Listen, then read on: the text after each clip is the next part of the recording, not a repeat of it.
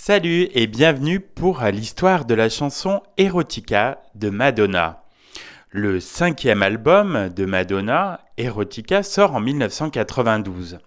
Parallèlement, elle fait paraître en librairie un livre de photos très érotique intitulé Sexe.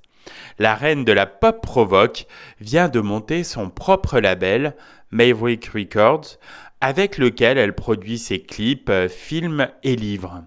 Mais côté musique, elle est toujours assujettie à la Warner, qui refuse qu'elle profite de la promotion du disque pour publier son livre sulfureux. Madonna passera outre et produira aussi un clip inspiré des photos du livre. Comme dans le livre, le clip montre les fantasmes d'une Madone en sépia. Elle y chante la gloire du bondage, elle y vante les tiraillements sadomasochistes en guêpières et talons aiguilles. L'esthétique du clip revisite l'imagerie des cabarets burlesques et jongle avec le côté trash d'un graphisme punk. Ces clichés nous plongent à la fois dans l'imaginaire d'un Pierre Molinier et d'un Warhol. MTV prend peur et renonce à diffuser ces images. Lors d'une interview sur la chaîne, Madonna ne semble pas s'en offusquer. MTV s'adresse à un très large public et beaucoup de thèmes que j'explore dans mes vidéos ne sont pas destinés aux enfants. Donc je comprends que vous ne vouliez pas montrer Erotica. Quelques années plus tôt, elle avait fait valser les soutanes de l'Amérique conservatrice qui avait crié au blasphème avec certains de ses titres et clips.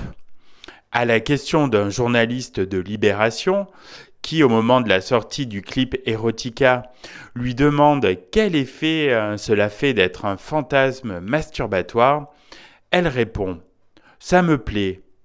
Ça ne vous ferait pas plaisir que les gens se branlent en vous regardant? C'est honorable.